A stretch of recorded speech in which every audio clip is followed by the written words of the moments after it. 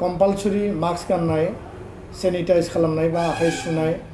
Social डिस्टेन्सिं लाखिनाय सासेया सासेनि जानथायाव थानाय बे बाथ्राफोरखौ जोङो एलार्ट खालामबोदों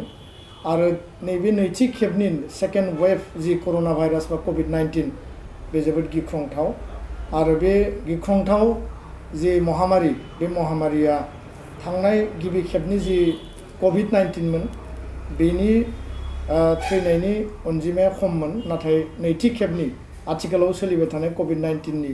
जि थैनायनि अनजिमा बे जोबोद बांदों बा सानफ्रोमबो थैनायनि अनजिमाया बारायगासिनो दङ दा बेखायनो बे पेन्डेमिक सिचुएशनखौ जोङो गैया खालामनो थाखाय बा पेन्डेमिक सिचुएशनखौ ओभारकाम खालामनो थाखाय जोङो बयबो सांग्रां जानानै हाबाफारि लानांगोन आथिखालाव भेक्सिनेशन सोलिगासिनो दङ आसामाव भारत नाङै आरो 18 बोसोरनि गोजौनि जेसेबां जोंनि सुबुंफोर दङ साफ्रोमबो कम्पालसरि भेक्सिन लायोब्ला जोंनि इमिउनिटि सिस्टेमखौ जोङो जुदि गोख्रों खालामना लानो हायोब्ला जोङो कोविड-19 बा कर'नानिफ्राय जोङो गावखौनो रैखा खालामनो हागोन बा जोङो कोविडजों जुजिनायाव जोंनि देहाया बा जोंनि इमिउनिटिया जेसेबां स्ट्रेंथ थानांगौ बेयाव जुजिनो थाखाय जोङो जुजिनानै जोङो साक्सेस जानो हागोन होननानै आं सानो दा बेखायनो दुलाराय बर' फरायसा आफादा जों सानदों फैबाय थानाय समाव बे कोविडजों जुजिनो थाखाय माखासे आरो गोबां हाबाफारि लानाय जादों आरो बेयाव कोविड केयार भलन्टियार माखासे जोङो दायो साखाफारा खालामनो थाखाय जों थिक खालामदों बिनि गेजेरजों जोङो मोनसे टारगेट लानानै हाबाफारि मावनो थाखाय थिक खालामदों जिल्ला प्रशासन डिस्ट्रिक्ट एडमिनिस्ट्रेशन हेल्थ डिपार्टमेन्ट आरो जिखिनि दङ जे बिटिआर सरकार आसाम सरकार जेब्लानो भलन्टियारि जोंनिफ्राय हेल्प नांगौ जायो फ्रन्टलाइन वार्कार हिसाबै डक्टर नार्स पुलिस बा जायफोर दङ बिथांमोना हाबा मावगासिनो दङ नाथाय जोङो सेकेन्ड लाइन माने भलन्टियारि वार्कार हिसाबै जों एसेस खालामनो हायो आरो बेखायनो जोंनि मोनसे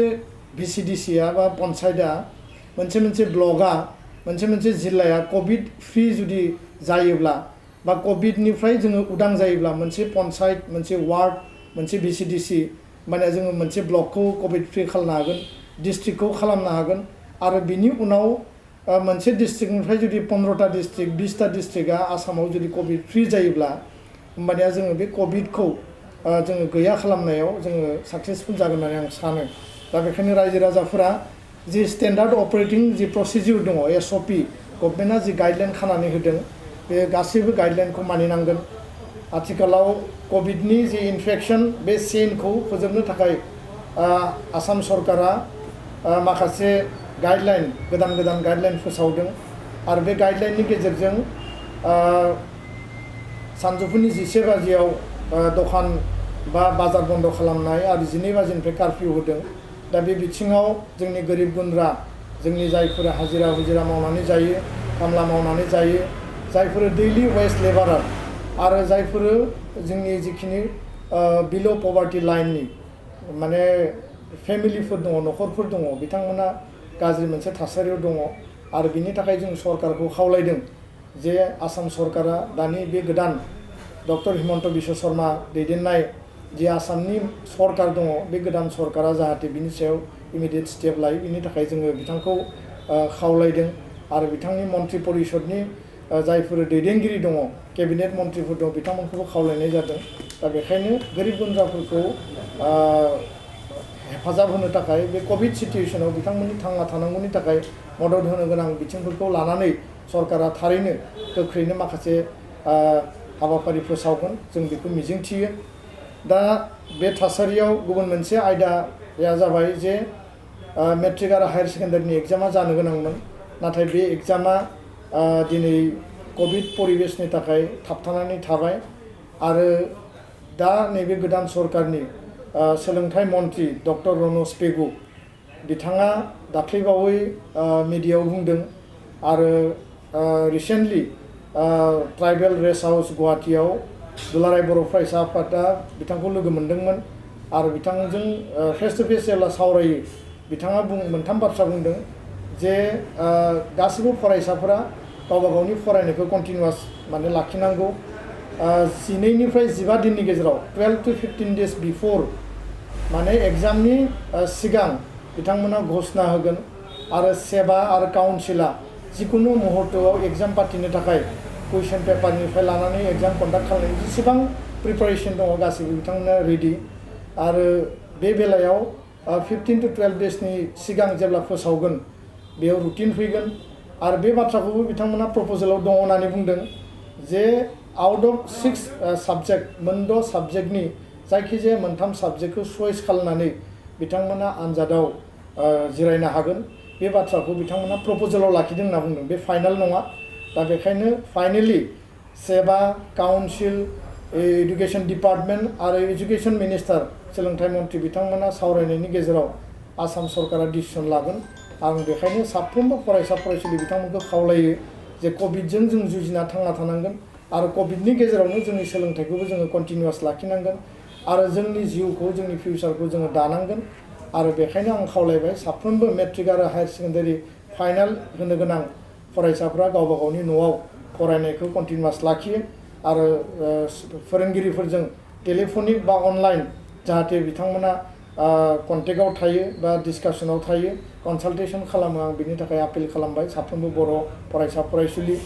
बिथांमोना आरो गार्जेनफोरखौबो आं खावलायदों जे गावबा गावनि गथ' गथायखौ बे थासारियाव फरायनो मटिभेसन होनांगोन थुलुंगा होनांगोन आरो बिथांमोननो सम आरो सुजुग दिहुननानै होनांगोन बिनि अनगायैबो दिनै स्कुल कलेज इउनिभार्सिटि गासैबो बन्द जानानै दङ आरो इउनिभार्सिटि लेभेल आन्डार ग्रेजुवेट लेभेलनि एग्जामाबो बन्द जानानै थाबाय फारसेथिं स्कुल कलेज गासैबो क्लोज डाउन जानानै दङ बेबायदि परिबेसाव न'आव थानानैनो गावखौ सेफ लाखिनानै गावनि जिउखौ रैखा खालामनानै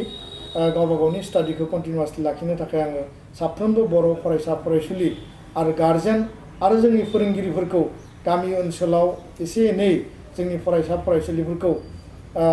स्टेन्डार्ड अपारेटिं प्रसिडिउर SOP गाइडलाइनखौ मेनटेन खालामनानै खबर लानायनि थाखाय आङो खावलायदों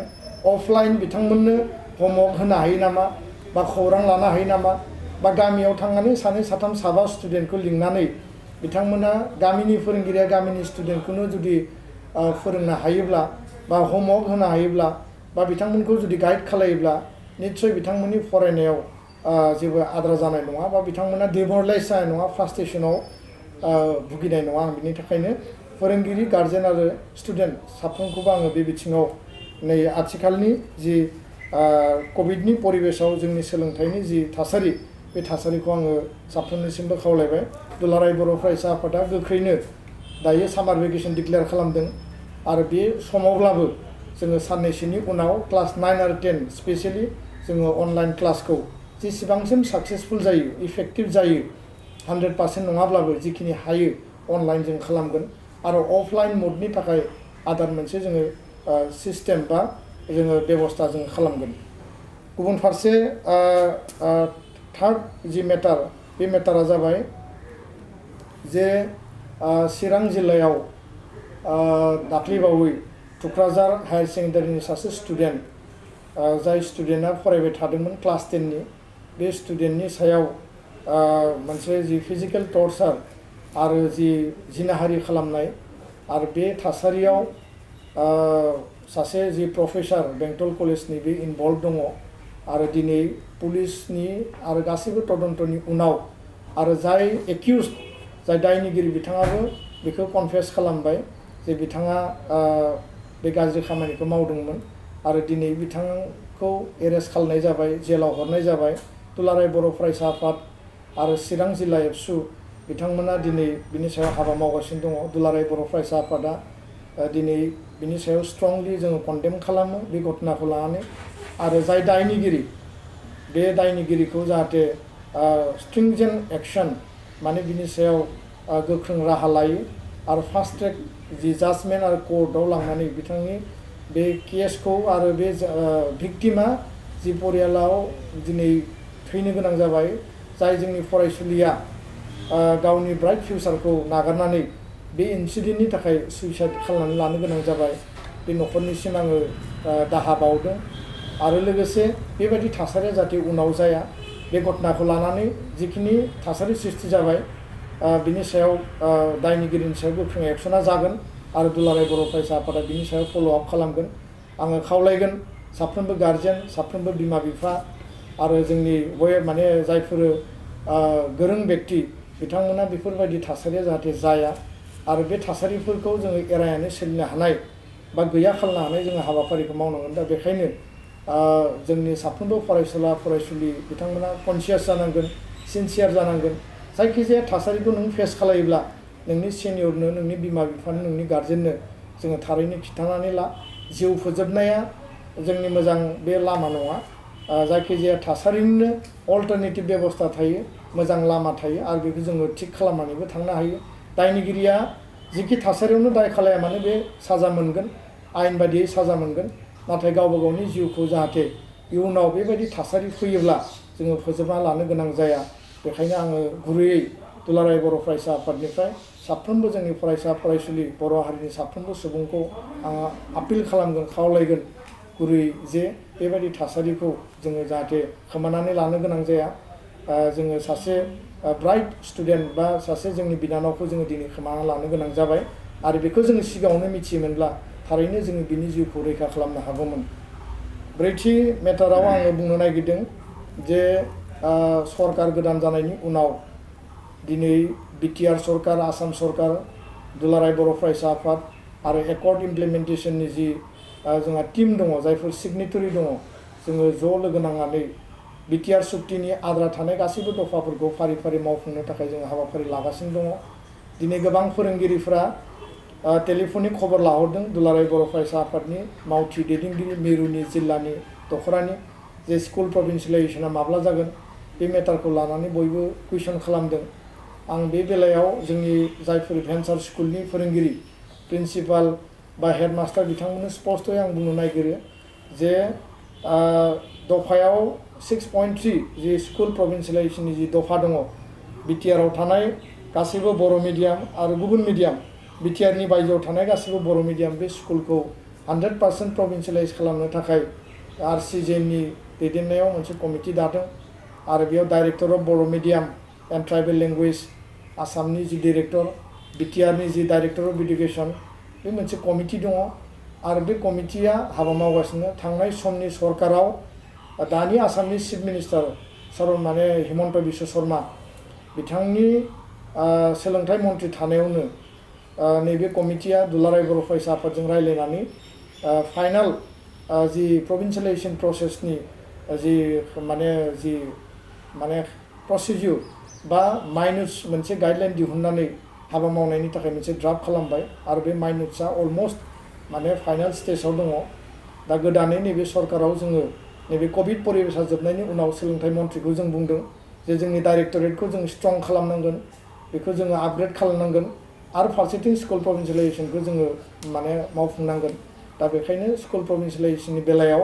कभिड परिबेसा जोबनायनि लोगो लोगो कमिटिया जिरायगोन, सोलोंथाइ मन्थ्रिया जोंजों जिरायगोन आरो बिनि लोगो लोगोनो जोङो स्कुल प्रभिन्सियेलाइजेसननि जे खामानि दङ बे गासैबो खामानिफोरखौ फारि फारि मावनाय जागोन। फोरोंगिरिफ्रा एसे धैर्य हमथ', फोरोंगिरिफ्रा एसे गोसोखौ हमथानानै साननैसो थाथ'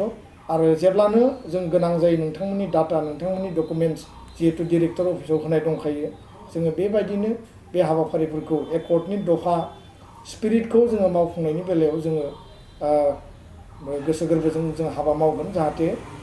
मोनफ्रोमबो स्कुलखौ जोङो लांनो हायो बा मोनफ्रोमबो स्कुला प्रभिन्सियेलाइजेसननि आवथायाव जाहाथे फैनो हायो। गुबुन फारसेथिङै एकर्ड इमप्लिमेन्टेसनखौ लानानै दुलाराय बर' फरायसा आफादा थांनाय सानथामनि सिगां मानासनि बासबारि फरेस्ट आइबियाव जों जिरायदों आरो बे जिरायनायाव बिटिआरनि मानगोनां चिफ, डेपुटि चिफ, आसामनि गोदानै थिसनजानाय मानगोनां मन्थ्रि बर'नि गेजेराव आरो लोगोसेनो 6 गोदानै देरहासारनाय जि MLA, फारसेथिं नोङो एकर्ड सिगनेटरि NDFBनि मोनब्रैबो हान्जानि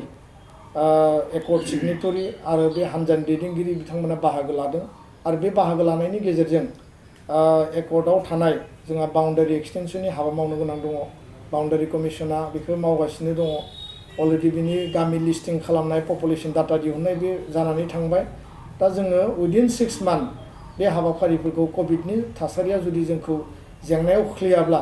जों हाबाखौ मावनो हागोन। गुबुन फारसेथिं बर' कसारि काउन्सिलखौ जोङो स्ट्रं खालामनांगौ। बेयाव नोङो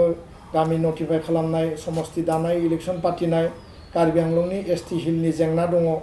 बे मेटारखौ भारत सरकारजों जोङो माने रायलायनानै बिनि थाखाय जोङो हाबा मावनांगोन आरो बिनि थाखाय भारत सरकारखौ जोङो